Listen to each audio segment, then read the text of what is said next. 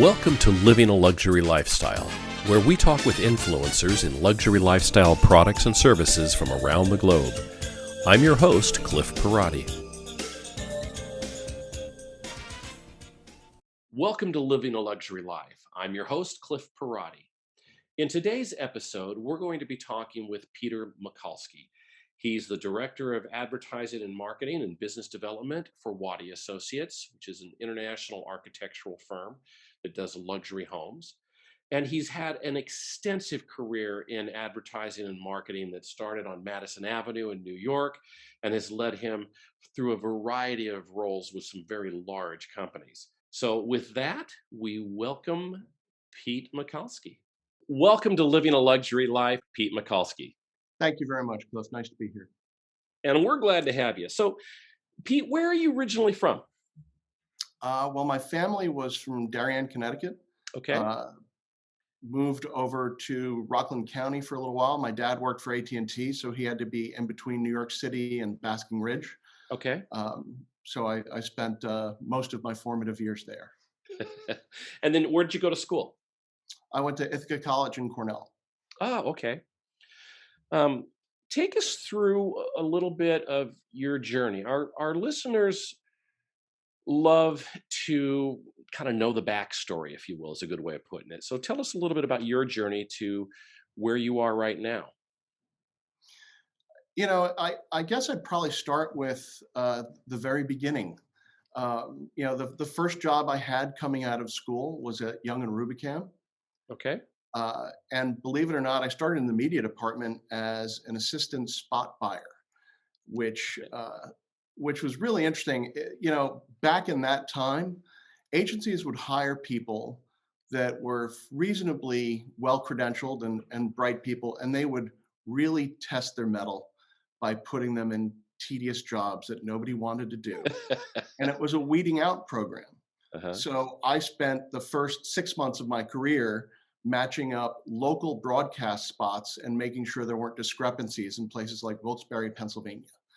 So that's kind of how I got my start. And obviously I wanted more than that. And I felt like, in particular, the media discipline at that time was very, sort of centrated, very focused on just one thing. It wasn't as broad as it is today. Mm-hmm. And I got into account management, and I wanted to learn strategy. I wanted to learn branding. I wanted to learn how to pitch business and how to tell stories. And I got into account management, and I went through that period of learning and sort of being a new guy. And then by the time I was in my probably late 20s, I was working with accounts that had several $100 million under their purview and working with large teams of people. I learned a lot about management and process and people and all kinds of things in that experience. And you've done different industries. You've done account management for. Give us a splash sampling of some of the industries that you've touched in your career. So, and I'll also say that it wasn't just with one agency. So I went from Y&R to McCann to Gray to Ammirati Puris. And then from there, I wanted to do something completely different. I went into the media space and the digital and publishing world. But, I got to touch brands like Coca-Cola. I got to touch brands like Dristan. I got to touch brands like AT&T and Ford and MasterCard and Stanley Black & Decker. So the great thing about being in advertising is that you have to learn as much as the product people know, and you really dive into their business. Mm-hmm. And this is something that's interesting, is that at certain agencies, so for example, at Ammirati Puris, account guys were not just bag holders. That was sort of the running joke from, derisive creatives. They would say, well, the account guy's just here to carry the creative to the meeting. Uh-huh. Account people were responsible for an incredible amount of things. And the expectation from Ralph Ammirati and Martin Puris was that we would know the business really well. So if you worked on UPS, you got on a UPS truck for a week with a driver and drove around and understood what it was like to deliver packages. You went and you saw the planes. You went Wow. and saw that they cleaned the planes. And I'll tell you that that leads to things that were insights. So what was born out of seeing the planes cleaned is that somebody said, well, we clean them every day. Well, why do you do that? Well, it makes them more fuel efficient. And that's how we came up with the line, the tightest ship in the shipping business. Oh, interesting. So, so there are things that you just learn. You know, we spent a week in Harlem at a Burger King. There's a guy I worked for named Duncan Pollock who was wearing the paper hat behind the counter. Uh-huh. And we worked at a Burger King for a week to learn that business, and we won that business. It was one of the largest wins of its time at that particular point in time. You're also hitting on something, and just a little side trail here. It is it is about understanding in any business relationship. It's about understanding your client's business, isn't it? Hmm. That way, you by really understanding, then you're able to help them get their message out in a way that you bring this skill set of message delivery and storytelling and expertise to what they do, because they don't have that expertise. You're making me feel like I'm talking to it in an episode of Mad Men, man. You're just like you're so. Is Well, it my really that way? my first job was actually on Madison Avenue, so Oh, there you go. I can say that. Oh my Um, lord. and So now and you again, different places, different management styles. Alex Kroll ran Y&R, very different than John Dooner ran IPG, and um, you know, well, and I it was suspect that the like any other industry, when you have these large advertising agencies, they do, assume, have all their individual flavor in the way in which they approach things. Is that straight safe to say? yes, and McCann, for example, had Truth Well Told. Y&R was sort of the whole egg, or really, incorporating this encapsulated story around clients. Hmm. Everybody had a different approach.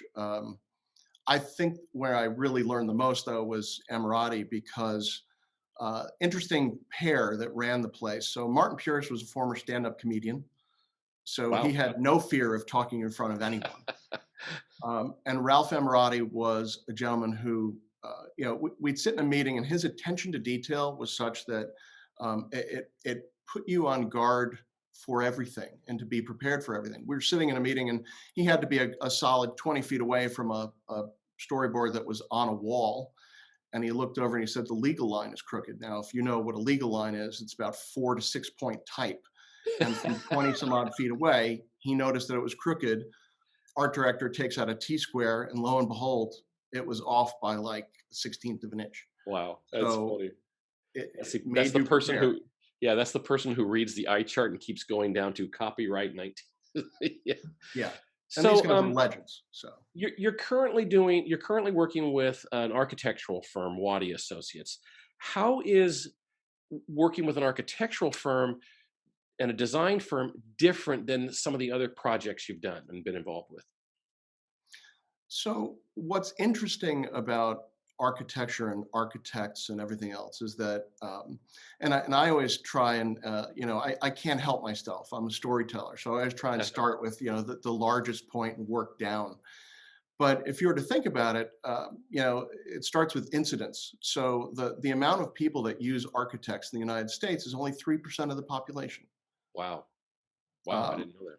and Wadia Associates serves a client that really falls into a particular income level and taste level that's very refined and very demanding. Mhm. And they're ultra high net worth individuals, which generally means that most of the clients will have $30 million in liquid assets. Um, so what's interesting about working for an architect is that there's at this level in particular is that one, there's you can't start like you would with, say, Coca-Cola and say, what's our universe and how do we sort of drill down on that? Right. You're starting with a very, very small number of people and working from there. So one of the things that we try to look at is what are the signals of intent. Now, most of the clients don't get mortgages, they don't do things, but what we'll do is we'll try and identify properties that they may be looking at. We may identify areas of interest that they have. We try and look at contextual content that they might be interested in or looking at as part of their customer journey. So we take, you know, kind of like a slice of almost predictive analytics and break that down into various categories. And we try and figure out when that next opportunity is going to pair up. Hmm. Now, who have been some of the major influencers in your life? People that have impacted your career, the way you do business, or the way you see the world out there. Um, there's a lot. It's a long and pretty distinguished list. There was a guy named Craig Middleton at McCann, and he taught the account teams new business. And at one point, we were doing an exercise with very senior people in the room, and somebody asked me a very difficult question. And quite frankly, I chose not to answer the question exactly the way they phrased it. And afterward, he came up to me and he said, "Well, why'd you do it that way?" And I said, "Well, I was answering the question I wish they asked, not the question that they asked." Oh, And he said, "That's a really good way to redirect a conversation yeah. where you want it to go." Wow. And he gave me some very key advice in how to talk to clients and manage clients and deal with difficult situations. Um, there were other people. There was a guy named Tony Gomes who I worked with as a creative director at Ammirati, where um, we would really dig into a client's business, and he won a couple of gold pencils for copywriting through that work. But we were working on the Stanley Black and Decker business, and I remember finding out some testing that they had done on their products and being able to translate that into something that would make for an interesting story. Uh-huh. And he was able to help me think about it in a different way and bring it to life. Um, John Dooner was a big influence on me at Interpublic and at McCann through his leadership, and he was really the head account guy when I was there, but later became the chairman of IPG. Um, and again, Ralph and Martin at Ammirati and Puris were really incredible people. That's sort of like my almost graduate degree in advertising, Yeah, there where you I go. learned And all that. isn't it funny how when in any industry, I think you go to school, you get your education, you get learned, and then you go out into the world and you go, oh boy, it's Mhm. really different. The implementation is where you really begin to learn the business. Um, it's the being put on the stove top and having to put up or be done, and it sounds like you've been very good at and just even talking with you, you're very thoughtful in your language and your selection of words, which I think, being a good wordsmith in advertising and marketing is incredibly important. I think you would agree, yeah? Yes, and quite frankly, one of the things that I think I've developed over time is a somewhat chameleon-like but still genuine ability Hmm. to speak to people Yeah.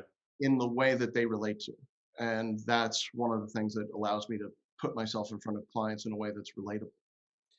So you've been doing this a long time, and you must have some insights as to how marketing has evolved over time, since you first started in the business anyway.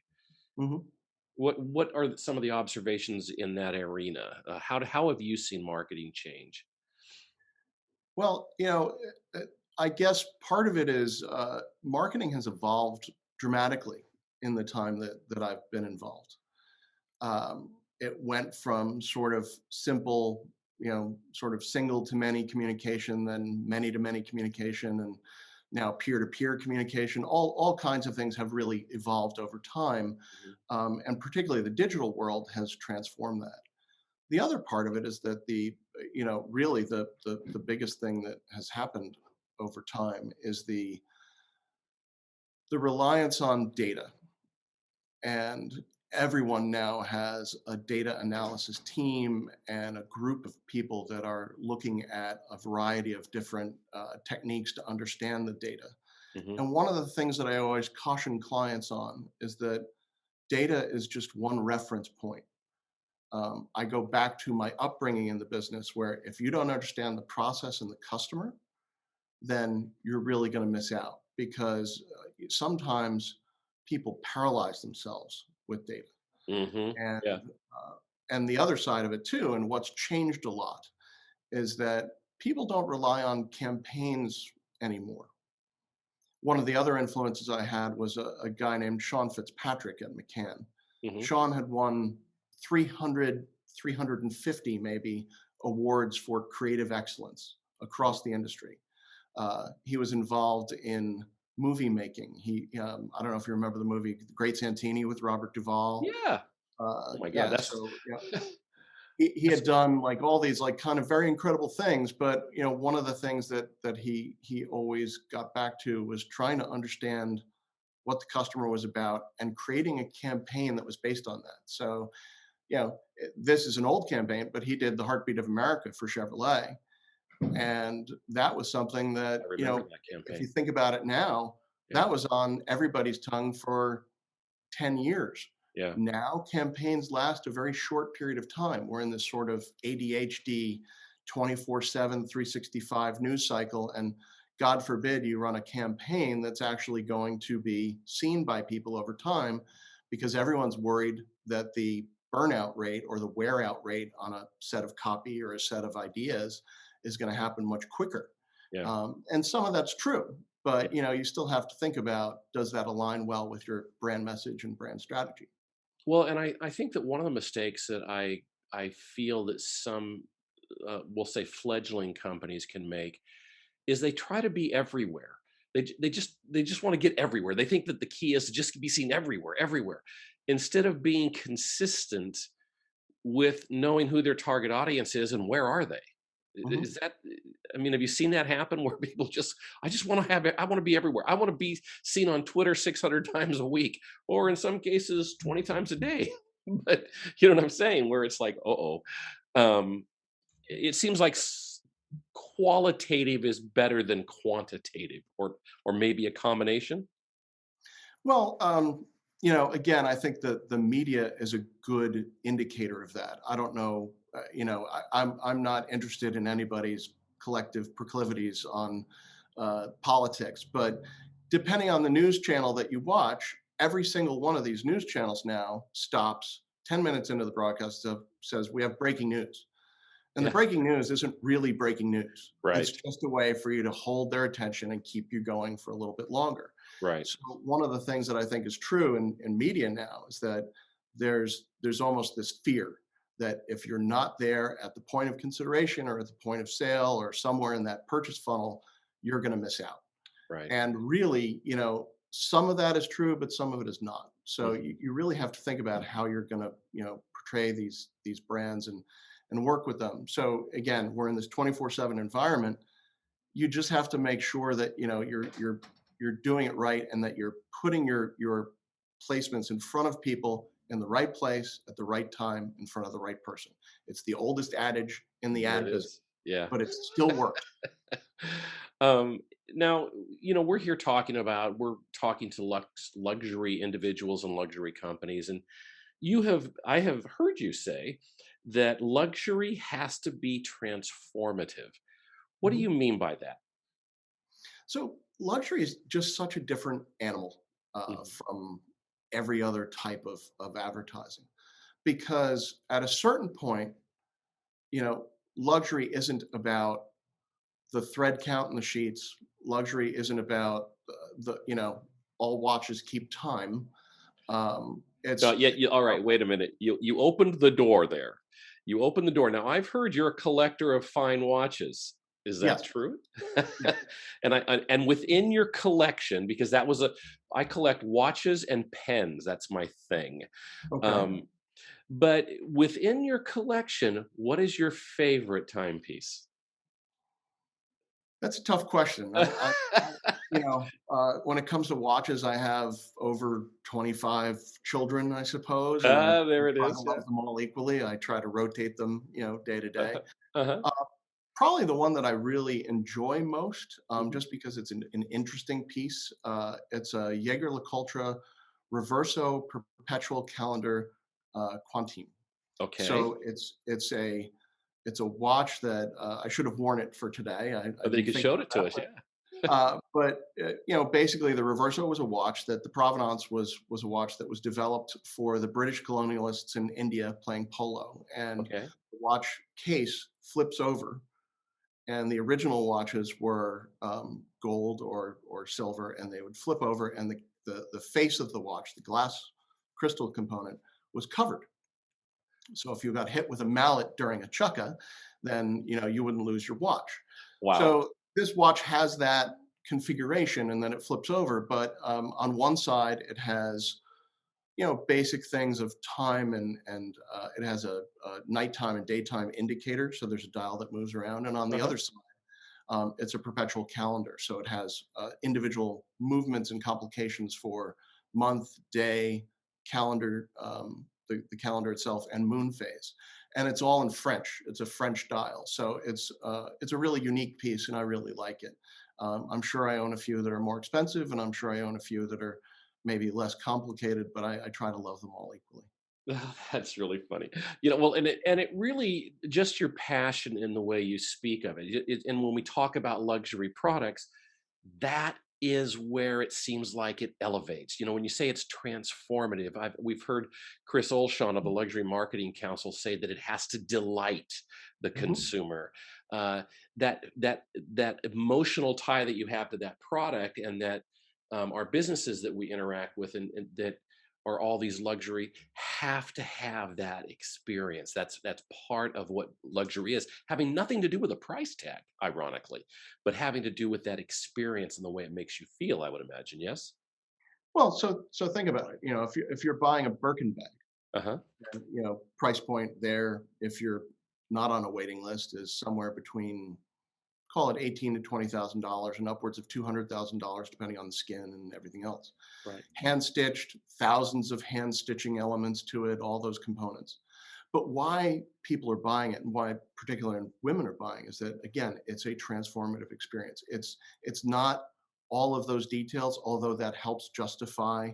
If you look at behavioral economics and those kinds of things, if you think Hmm. about how people respond to things, Right. it helps justify the price.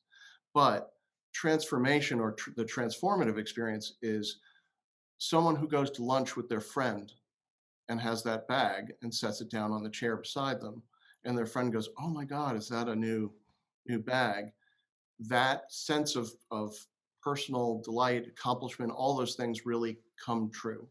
Hmm. For a time, I can tell you that I collected Ferraris, and driving that car was a transformative experience. Sure, it got me from point A to point B, but it was a car that really gave you it gave you this feeling Hmm. driving it that you didn't find in anything else. When you talk about marketing these types of luxury products, and marketing to luxury consumers, I have to believe that there's some different principles that you apply in marketing to that luxury audience than you would to the general audience at large. Can you speak to that a little bit? I probably want to ask you to expand on that a little bit, but the part of it is you're still going on a lot of tried and true principles for luxury customers. Right. So, first off, you're talking about the product, its position, where it's positioned in the mind of that consumer. Positioning isn't about competition, it's about where it sits right here. Right. Um, the other part is that, luxury needs to be explained in a way so that consumers know that whatever it is you're selling isn't something that can be replicated easily. So I think at a time it was the seven P's, then it became like the 12 P's and so Oh on. But yeah, God. paucity was one of the P's, Yeah. and so scarcity of a product is something that helps. And for a lot of the ultra luxury customers, they want to know that something that they have in their possession is either one of a kind or so reasonably rare that it's unlikely that they're going to see other people with it. Well, you're really, but I guess where I was going is that you wouldn't certainly, if you're trying to reach the ultra luxury, you're not going to be posting on ads on Facebook. I No. mean, you know what I'm saying? Yeah. So there's definitely different principles that you're going to use, and you're going to try to connect with the client in a way that they connect, not the way that the mass media does always. I would assume. Mhm. Yeah. Yeah, and part of that is there's always a story that's been told, and it's interesting because it's always been told wrong. But it was a supposed uh, exchange between F. Scott Fitzgerald and Hemingway. Uh-huh. And it was F. Scott Fitzgerald saying, I'm getting to know the rich. And Hemingway supposedly responded and said, well, the rich are just like you and me, except they have more money. So what that really was attributed to was an Irish art critic or literary critic, excuse me, named Mary Cullum, who Hmm. had this exchange with Hemingway. And Hemingway, I probably in some drunken retelling of the story, uh, ended up sort of incorporating Fitzgerald into the story and changed it. Uh-huh. Now the way it went was that I think you'll find that they're the same as us, only that they have more money. Right. So the whole thing there is that they are different than you and I. Yeah, The I would. the ultra rich are very different. Their consumption patterns are different. They have more things, more activities. Frankly, they have more than likely, although most of people have taken time to work very hard to accumulate wealth, they have more leisure time. So they're able to do more things. They have more activities. So when we're trying to look at what the ultra wealthy are doing, we know that there are certain interests that they have, but we also know that we need to get them in the places that they live. So from a technology standpoint, we will do geo-targeting and geofencing and things like that to make sure that we're really getting the right swath of people. And I'll tell you why that's important. So for geo-targeting, for example, in the United States, I believe these numbers still hold reasonably true. To be in the top 1% in income, I think the income level is approximately $390,000. Okay. To be in the top 1% in Westchester County, New York, you need to make about $470,000. To be Okay. in the top 1% of Fairfield County, you need to be making about $620,000. To be in the top 1% of Greenwich, Connecticut, you need to make $960,000. Wow. Wow. So that gives you an idea of the importance of targeting in those concentric circles when you're trying to reach people. Hmm. Interesting. Um, which brands do you think execute luxury marketing really well? I think there's a few that are doing it quite well now. Oddly, I'll start with one that you probably wouldn't think of as a luxury brand, but it's Apple. Oh, And when I talk about transformative experiences, Apple makes laptops. A laptop is just a laptop, and depending on what you do, um, that's what it is. yeah. But Apple has created an aura and a feeling and a passion and this group of acolytes that follow their brand in a nearly religious way. Hmm. And the advertising that they show, if you've seen, they show a young kid putting on a pair of, earpods or buds, Uh-huh. and he starts walking around, and it's a transformative experience. So they understand that very, very well. And I think that many advertisers could take their cues from that type of thinking. Hmm. Um, Other brands that I think do a pretty incredible job are the watchmakers. So Patek Philippe, for example, um, they have stuck to a campaign and language that is very interesting. And the general message is that it's not a watch for you; it's a watch for future generations. So it's something that you're going to pass on. And again, that is it's a they're trying to tap into a feeling of what truly wealthy people think about, which is Hmm. what is the legacy going to be for me and for my Right. kids and for my family. I Hmm. think that's a very interesting way of doing it. Um, I think that some of the other brands that do it pretty well, Remy Cointreau and Louis Trace do a very nice job on the way they've positioned their brand and Hmm. the exclusivity of one of the world's best cognacs. Hmm. I think that you end up with a number of other brands, even more mass luxury brands like Tiffany have started to do things. And what they really focus on now is more of a content marketing strategy. So they're telling a story. The majority of people who show up at Tiffany in New York go in and they never make it to the fourth floor. They kind of stay on the lower floors. They buy a keychain and they move on. They own a Tiffany product. But Right. for the the luxury buyers of Tiffany, they do a very good job of communicating that through collateral material and through other means. It's not advertising that everybody sees. Yeah, yeah, that's good. Um, does execution beat strategy in marketing?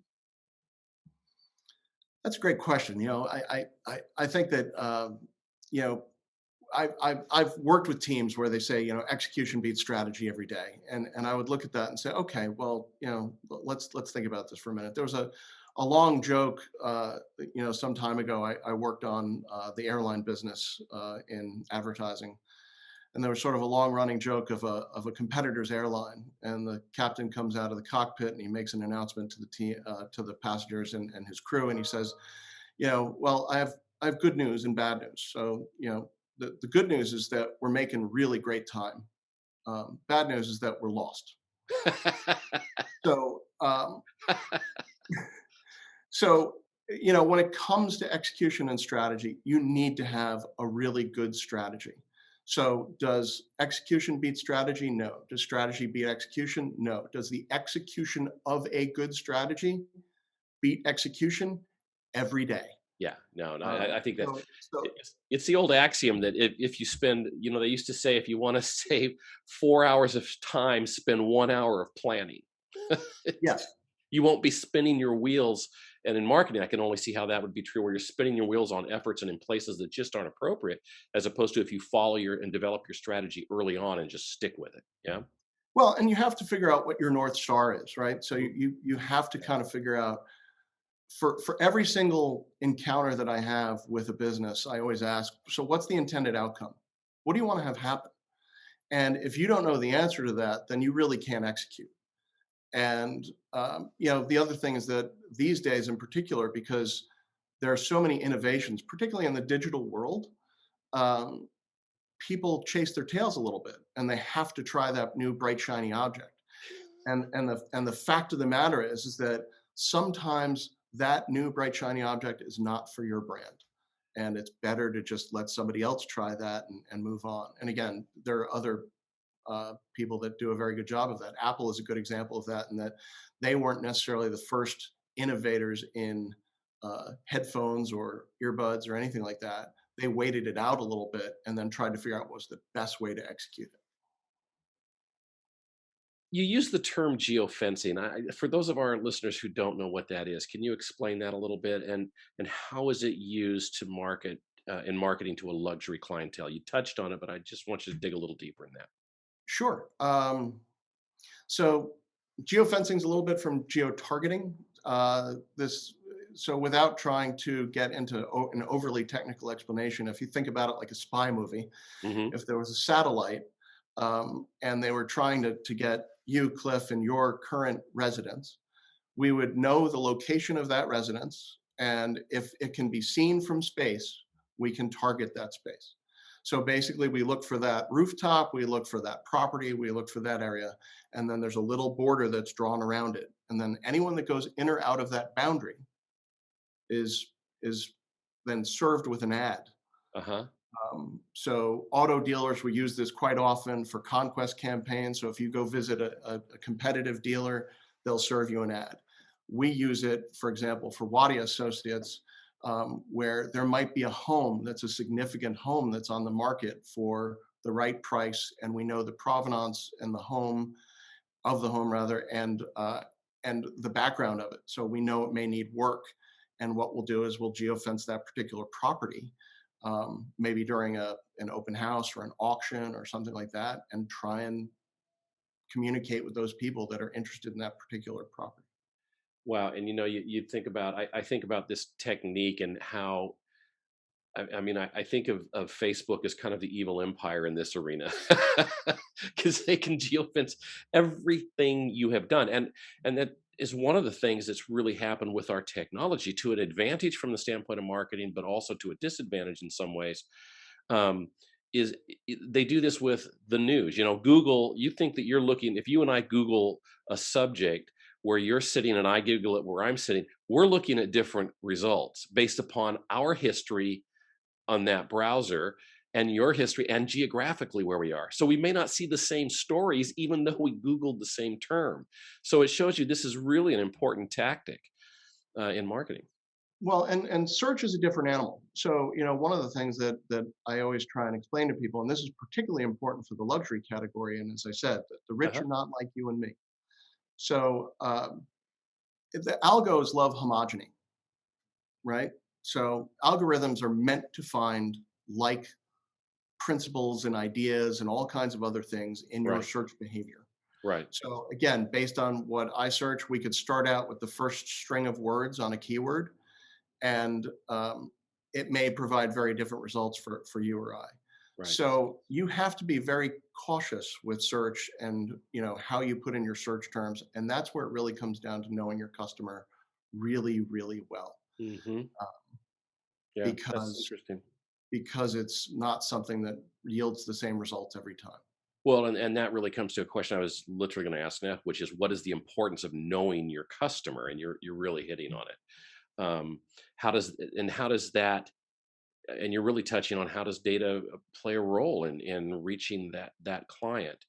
Um, when you are brought into a scenario to develop a marketing plan, Mhm. what are your first three questions you want to know before you start thinking? I think probably the three things that I try to focus on most are, and again, I go back to what's the intended outcome, right? Right. So, Okay. what is the problem you're trying to solve? Marketing is really largely about solving problems. So it's really trying to understand what problems do you have? And then the second part is what problems do you have that can be addressed by marketing? Hmm. Um, you know, I think that there are times when you go back to, again, the older principles of marketing and everything else. You have to make sure that you're really focusing on the things that aren't related to bad product, bad management, et cetera, et cetera. You have to make sure that what you're looking to resolve is going to be resolved through the marketing channels. Sure. And then the next thing is, if you were your customer, tell me how I would find your business and why I'd be interested in your business, because that gives me a sense of how well that person understands their business and their customer. Hmm. A lot of people have very inner facing views on their business, and they know their business in and out. So, for example, if you're making a luxury product, like say it's a handbag, you may know the leather, you may know all these other things, but you don't know why people are buying it. And Hmm. if you don't know that, then that's where we can come in and get a better understanding of what that mindset is, why they're buying it. And then, marketing and advertising it's kind of like the old days of Motown. We're in the business of making hits. So we just want to make sure that we're creating things that people are going to keep coming back for. What's ironic is that the marketing budget in a corporation or an entity is oftentimes the first thing that gets clipped when things get tough, and it really should be just the opposite. It should be the last thing to go, right? I mean, but I've seen it happen when I've done consulting with large real estate brokerages, and they're going through a hard time, and they've cut their marketing budget down from 18% down to 12%, and they're wondering why they're not getting this much business. Well, hello, you've disappeared. Yeah, and I think that's an interesting thing too, is that and I don't fault this, but the business transformed a while back, the ad business in particular, Hmm. and it became more about holding companies, and it became about efficiencies and buying, and it became about you know doing away with advertising used to be almost a commission based thing. You'd pay an Right. agency a 15% commission and so on. By the time I was doing new business at a place like Saatchi, that those percentages were much, much less. Right. So what happened is that the business was now being run by financial people rather than creative and marketing people. Interesting. And in the race to prove the effectiveness and efficiency of advertising, Hmm. we put ourselves in a pickle, because now we've commoditized certain aspects of the ad game, and it shouldn't be like that. Yeah.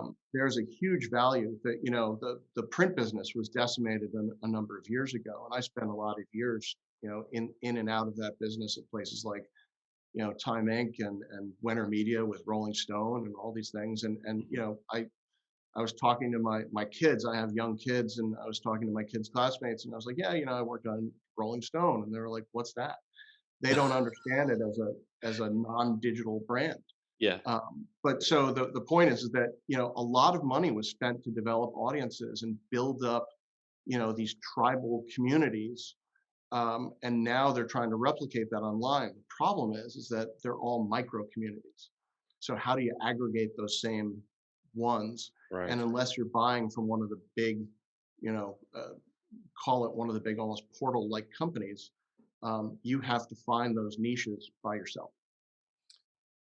It's interesting. We're as we talk through this, and thank you, by the way, for sharing your experiences and your insights, because I think it's obvious that, boy, the world has changed, and we have, and our customer base has evolved, and the way in which we have to reach those customers. I mean, you're saying it. You've got to think differently. I, the Rolling Stones thing. I got to tell you, I was asking my kids the other day. Do you know who Bugs Bunny is? I mean, think about we used to watch Bugs Bunny all the time, right? Mhm. No, they had no idea who Bugs Bunny was. And I'm thinking to myself, "Oh my god." I'm getting old. um, well, let me kind of close out kind of some of the personal section here before we talk about Wadia Associates a little bit. Um, you've had an extensive career. What's been one of the biggest challenges that you can remember facing in your career? That would be another show. Um, you know that Other than being a father, that's a big one. well, and I had at a particular time in my life that was critical. I had triplets. Oh, Um, gee. or my wife had triplets, and Yeah. we now have triplets. And I can tell you that the times there, there's an item for anybody that goes through having a lot of kids at once at Starbucks. It's an off the menu item called a black eye, and it's a What? cup of filter coffee with two double shots of double espresso dropped into it. So Oh my lord. I would drink that to get through the day, and I'd have my first cup of that, and I could see out to other planets and sort of manage my day because That's I was hysterical, flying actually. pretty bad. That's funny. But I'll tell you, it's and there's so many examples. I remember at one point I was at an agency and we're doing an ad for AT&T, and somewhere along the line, somebody transposed a piece of copy. And at that particular point in time, there was an 800 number to call, and it was for a sweepstakes that was related to the Super Bowl. Okay. And we had to, and it was printed wrong, and it was in Sports Illustrated, which at the time had 3.5 million copies going Oh out. my god. We had to have Time Inc. pull it from the press and not reprint it. But then they shipped it all down to a company in Mexico, which hand labeled 3.5 million copies Oh my of lord. that to correct the print version of that. Now, so that's the benefit of now being in a digital world. That would never happen. Oh my But lord. things like that are common, and the business is about solving problems, and that's what you go through. So there's all kinds of things like that. Yeah. But I would say that, frankly, the biggest challenge is staying current and making sure that you understand how the business is evolving and what you're doing, and making sure that what you bring to your clients is still going to be reasonably cutting edge without necessarily being the first one to jump into the pool. Yeah, no, and it's interesting. You and I obviously know each other through the Luxury Marketing Council, and as I take on this role in the Chicago marketplace as a regional chairman, um, I'm being educated on what I didn't know. Mhm. And you're learning so much, and so now the number of pages on luxury marketing, luxury clientele, and the because I'm a sales guy, right? I've sold luxury products to people, and I know how to do that in the real estate arena.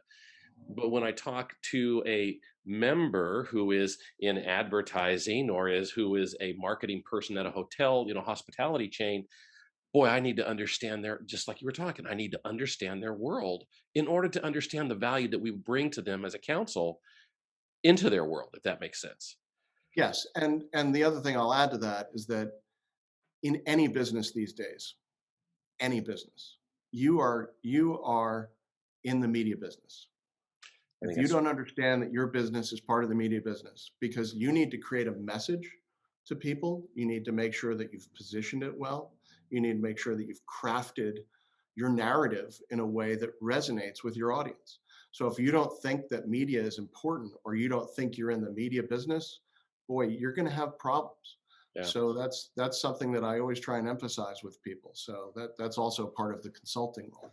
Great, great insights. Well, let's roll to talking about Wadia Associates.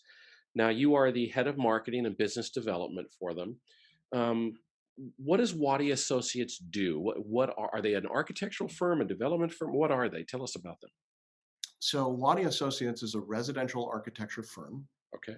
And I'm going to try and give this to you so it's not the dry, reading it off a piece of Don't read the collateral website. Just type tell me. Yeah. explanation, but residential architecture firm, um, serving primarily Westchester, Fairfield County, New York City, and the surrounding areas.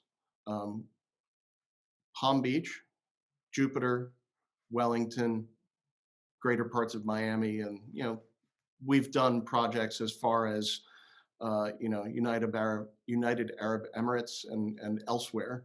Hmm. But residential architecture, we have a vertically integrated set of businesses with uh, the components of building, Hmm. landscape architecture, and interior design. And those exist largely for efficiency for clients. We are not trying to sell those to clients, but for anybody that needs it or frankly just doesn't want to deal with the myriad of subs and everything else, they'll do that. Wadia Associates is headed by Dinyar Wadia. Um, he is an incredible architect, world-renowned architect. If you see the designs on the website, you will immediately be taken by the design, the proportion, the classic influences. And I think really what you could, surmise from looking at it is that they're classic designs that are influenced and informed by classic design, but built for the modern age. So you'll see a house that might have an envelope that looks very traditional, but on the inside, the design, the interior design may be transitional, the amenities and everything else, and the technology inside the house is going to be super current. Um, It's interesting because I get 100. All it takes is to look at your website for Wadia Associates, and you feel like you're looking at houses that are 110 years old, mhm. and they're just gorgeous. And then when you see the insides, you realize, yeah, but there's that tech thing over here on the wall that wouldn't have been there. There's really wonderfully integrated. So the classic styling, but with all of the current amenities, is really accurate, I think.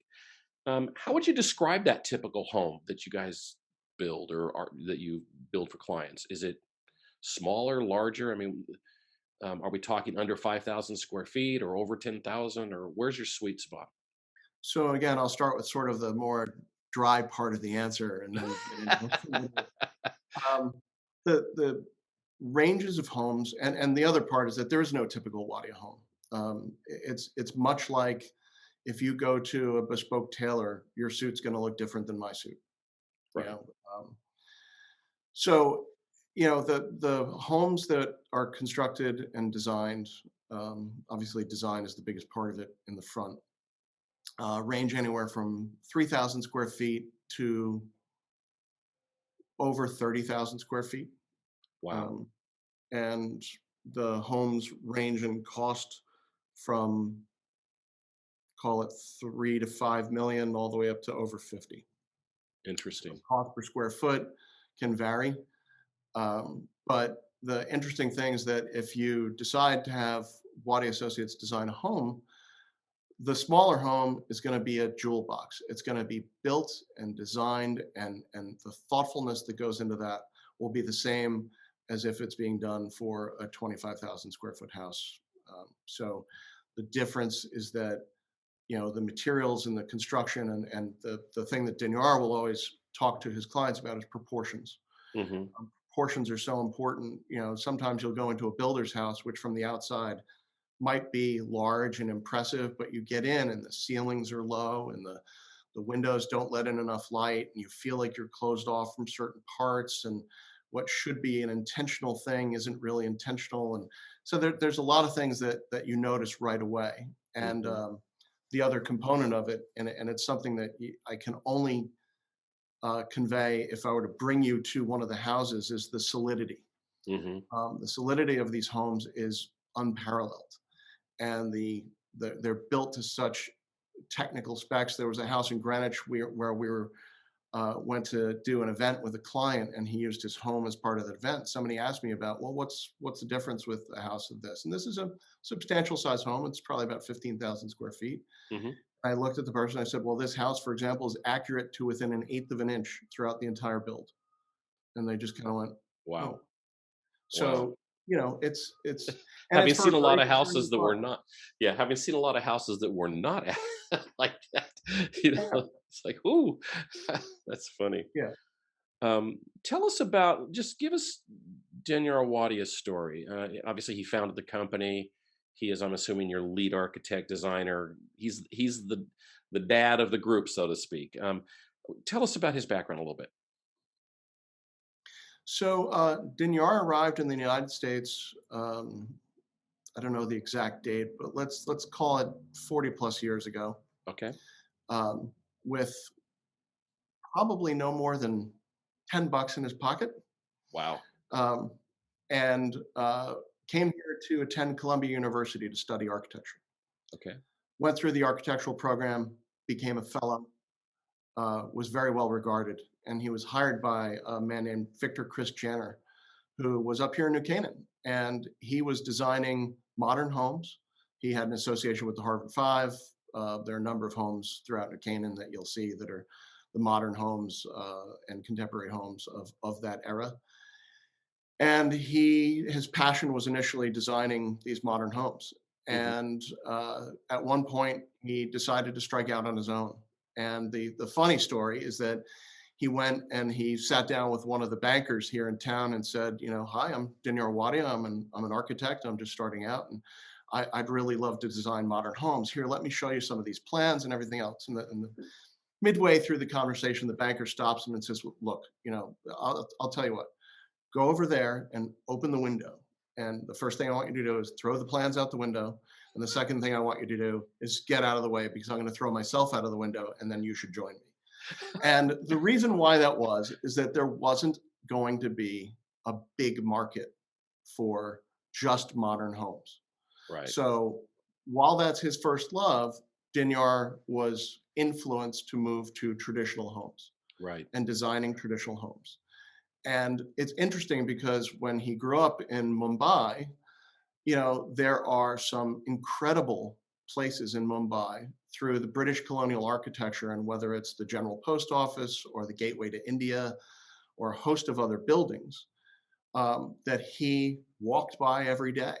And Mhm. when he was in undergraduate college, he went out and he measured those buildings by hand, probably with a sextant or something like that, to figure out what, you know, what to do, because that's what they made you do to understand how it Yeah, was to done. learn. Yeah.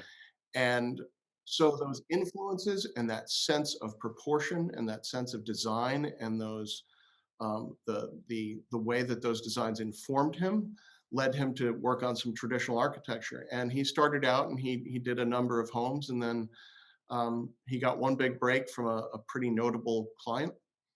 And from there, he decided that he was going to focus more on traditionally influenced architecture, and that's been the journey he's been on for the last 40 years, and Interesting. has designed, I think, well over 700 houses. Wow. Um, well, and as you're dealing with a luxury clientele, are you seeing any within that? Are you seeing any trends or style changes for that over the last couple of years, or 3 or 4 or 5 years or whatever, in the design and style of homes that your firm is building? Are you seeing any trends that people are saying, nah, don't do that so much, but do this. Give me larger this rooms, but not so much that room. So what's interesting is that because the other side of this, I realize you're not asking this question. I'm going to get to your question in a second. So But this you're is the the artist of answer the question answering you the wish to question ask. that you knew I wanted to ask. Um, That's funny. so part of this is business right now is booming in real estate and in residential architecture and everything else. And what I would tell you is that we are experiencing this boom in business not because of the COVID crisis, but almost in spite of it. Because if you think about it, most people who are like leaving New York City and are coming up here to move, well, they don't want to wait for a home to be built, because from inception to the time we hand over the keys, it's probably going to be 3 years. Hmm. So, the changes in the business, and to get to your original question, are that, and this frames our market, in a particular way. So, for example, if you know Greenwich at all, Greenwich started to see this trend where all these homes in back country, so they were like formerly equestrian estates with lots of land and things like that, they would go on the market and they would sit on the market for 700 days Wow. or more before they got sold. And Right. they were expensive properties and people weren't buying them. Well, now what we're seeing is that more and more people are quite interested in going back to a property that has more space, more land, more opportunity to expand on it. Clients at this level are looking for outbuildings. They're looking for gyms. They're looking for follies. They're looking for tea houses. They're looking for gatehouses. They're looking for all these things that encompass the bigger part of their residential footprint. Hmm. The other part of it is that when you go inside the house, so now we're under the roof of the house, one of the bigger things that I've seen, at least in the last 2 years, in residential architecture, is the incorporation of real athletic facilities inside the space, inside the envelope of the house. Hmm. So, for example, we have a client who has not a basement, but a sub basement with a full size basketball court and effectively stands on either side to watch basketball games Hmm. and play. So, you're seeing more and more of those types of things happening. People are building squash courts, they're building other racket courts. And the other part that I would add is that, um, and this still continues to go on because the current situation that we're in with COVID will not last forever. I think we're really coming out on the other side of it. But Knock on wood. I hope these so. Yeah. multifunctional, these places where effectively families can gather. So there was a house that we designed, and it was really focused on the kids. And so one of the things we did is we have these little hobbit doors that are hidden. So it's under their desk. So if they want to open that door and go visit one of their siblings, Oh, that's they cute. can go through and do that without getting out of the hallway. The others that they have sleeping areas where they might be able to host a slumber party for 12, 14 kids. So it almost looks like a souk or something. Like there's this giant set of beds that everybody can kind of crash on. So there's all kinds of things happening there. Yeah. Well, and it's interesting because you were touching on the length of time that some of these houses on the market. I was just doing we had Darren Tanzi, who's an executive sales director with Douglas Elliman on, and we were talking about the Miami market and the Palm Beach, and those houses used to sit on the marketplace a long time too, and now they have less than 3 months supply available. The things are going so fast. That tells me that there's Hmm. just this huge flow of money from some of the urban environments to wanting a more, I don't know, spacious, I guess is a way of putting it, lifestyle where you have more of your own community, and I think that COVID has changed the way we look at our homes, Hmm. and what we do there, and how much time we spend there, and how important it is to us and our psyche, if you will. So interesting. So, And that comes up, Cliff, if I can add to that, is yeah, that that comes up a lot in what we do at the early onset with the client is we do something called programming. And it's all about how the client wants to use that house. So we have an office in Palm Beach, and Dinyar kind of splits his time between New England and Palm Beach, and lately has been in Palm Beach quite a bit. I would concur that we see that the market is robust, and frankly, if yeah, you don't have a cash offer that's usually over asking, you probably won't be getting the property. exactly But right. but the people that we're working with in Palm Beach, they want and Palm Beach, you might get a half an acre for 12-14 million dollars with nothing on it. So in Palm Beach, the ability to kind of use as much of that available space is super important. And the other part of it is creating these outdoor spaces that are private. So almost like a courtyard or a little walled garden, because that blocks some of the trade winds, but it also provides this little enclave of privacy within your own home. So you're still Hmm. sort of inside but outside. And the other part of it is that the designs there, people really want to marry the indoors and outdoors very much. So you'll see rooms that are designed with fully retractable windows so that Yeah, it can open up into the loggia, for yeah. example. No, and I come from the world of California and the wine country. Everything was indoor, outdoor. Mhm. If you couldn't walk outside, don't build it. It's just not going to work. Right. Um, so, what do you think? What would you say is the most common request you get from clients in designing some of these homes right now? The most common. Most common is probably uh, a kitchen that can function for both professional people as well as the layperson. So Okay. by that, if you're a C-level individual and you want to entertain at your home, and you don't want to build out a separate kitchen, so that sometimes, in a couple of quite large homes, you'll have like a staff kitchen. Sure. But a home that has to serve a dual purpose, we'll often see people ask for very high end, if not almost like commercial like appliances, Hmm. and to plan for that accordingly. So there's got to be enough room and flow and everything else within that. So that's one thing. The other is lighting.